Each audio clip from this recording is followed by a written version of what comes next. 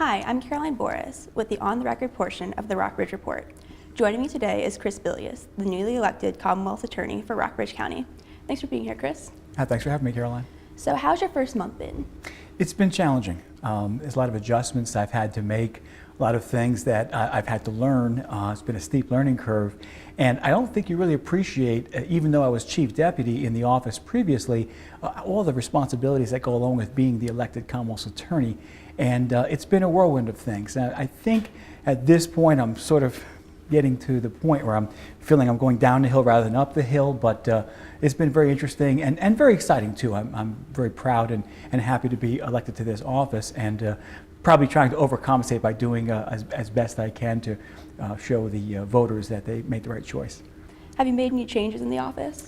I've made some changes administratively, how we do things in the front of our office. I've changed. Also, the way that we work as prosecutors, I've changed some things. What I've challenged everyone in the office to do is to innovate, to think about what we can do better than we've done before, rather than just sort of doing what we've always done. I want us to improve. I want us to find ways of doing things better if we can. I want to be efficient with the way we run our office, and I want to make sure that everyone is doing everything they can to basically provide value for the office. In that sense, I mean that they're doing the best they can for the tax dollars that we're getting paid for our salaries, that we're giving back really everything we can and doing the best that we're capable to run the office. So speaking of innovation, do you have anything new planned for the office? Well, there are a few things. First of all, the way we ran our office previously is the Bucky, as Commonwealth's attorney, would primarily do circuit court, and then the assistants would basically break up and divide the lower courts, the general district and JNDR courts up. So what we've done is I've interchanged us so that each prosecutor has what would be a circuit court day. I'm staying in and working with the juvenile and general district court days on regular dockets. I work myself into doing the misdemeanor appeals. So we've changed that. I've changed that aspect to make really the prosecutors interchangeable. One of the things I want to do is we want to create, we aren't able to do drug courts, but we want to create a drug docket if possible. And what that would be essentially is a more frequent reporting by persons who have serious drug issues, people who would basically fall under the purview of the drug courts. We would have them come in and be monitored on a more frequent basis, reporting into the circuit court, and so we're looking to try to create something like that. It's going to require our new circuit judge, whoever that he or she may be, when they come aboard on May 1st, to basically work with us on that. But that's something we're looking at. We're also looking at utilizing, we haven't done this before, but we're looking at utilizing the multi-jurisdictional grand juries for some of the drug cases that we have that go beyond just Rockbridge County, looking at targeting those people who are bringing drugs into the county. We, of course, in the realm of the non-criminal, I'm trying to involve myself in as many of the various groups that have something to do with our work. For example, we participate monthly with the CIT group that meets together talking about crisis intervention training and what we can do to better serve those who have mental health issues that come into our system, both criminally and non-criminally. I regularly attend the community watch groups with Lexington. The police department chief Thomas runs that group, and we participate in that.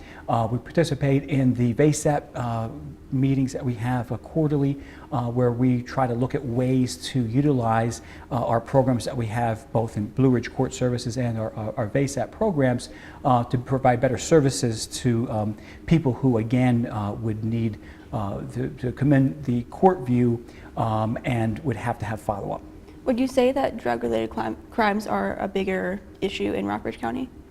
Well, a lot of crimes have an association with substance abuse. For example, most of the time in breaking and enterings and those sorts of offenses, people are trying to get money in order to buy more drugs. And a lot of theft crimes involve substance abuse. when you do pre-sentence reports and do sentencings on individuals, it is such a common denominator that there's some kind of a substance abuse issue, either diagnosed or not being treated.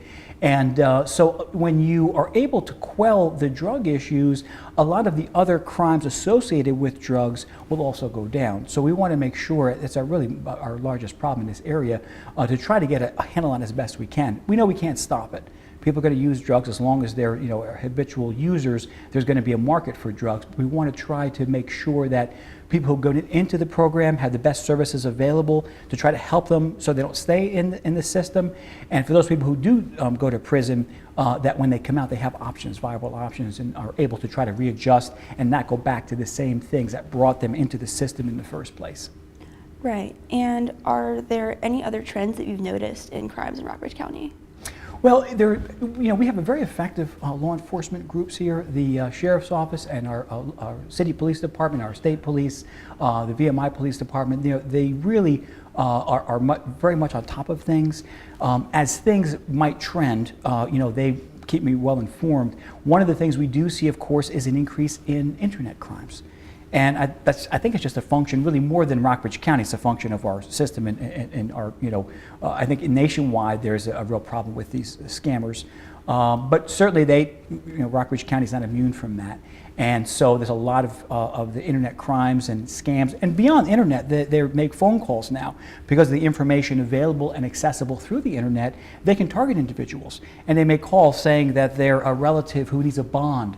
And is in jail, and if they don't get a bond, they won't get out. They make calls and saying that they have money that they found. They make calls and say that they are from a court agency or they're a police officer, and that they need to pay fines or they're going to be arrested and put in jail. So there's a lot of things that go on in terms of these scams beyond just the internet, where someone would use the internet for the information to make these kind of scam phone calls, for example. So we want to really try to do the best we can to educate people. It's hard to prosecute those cases because most of the time people are overseas, and in order to try to bring them here for justice, it's a very, very difficult process, especially for a small area like ours. So we want to educate people to help them understand and be aware of the scams that are out there, so they're better able to deal with that and not fall victim to those. And I noticed now is in the clerk's office the other day, there are a bunch of indictments relating to credit card fraud. Has that been a major issue recently? Credit card fraud, it's really not, it's probably a consistent issue. Again, the recent theft the cases you're referring to, it's all substance abuse related. And so, that's a consistent problem with credit cards. And, the thing we have to keep in mind, Caroline, is that, there are these financial losses that these credit card companies and banks, they just get passed on to other people. So, we want to make sure that people who commit these offenses are responsible via restitution and make sure people pay their fair share back, because essentially what happens is that cost is just passed on to people who have credit cards, and we want to make sure that we do the best we can that doesn't cost the banks and the credit card companies any more money that they would then pass through to the citizens. So it sounds like y'all are pretty busy over there at the Commonwealth Attorney's Office.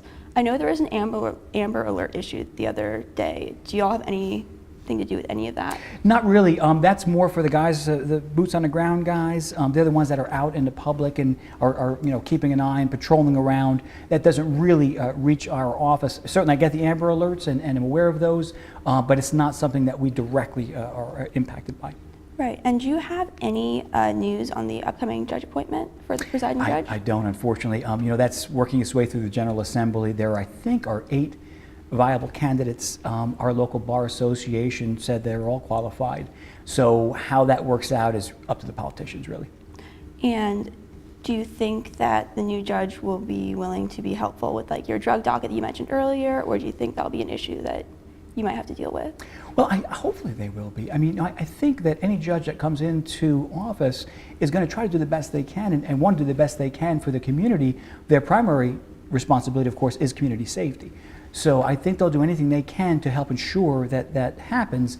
And I have no doubt that the General Assembly is going to pick someone who's very qualified and who'll be very interested in doing their part to make sure that drug dockets, those sorts of things, whatever innovative solutions we can come up with, they'll help us to effectuate those.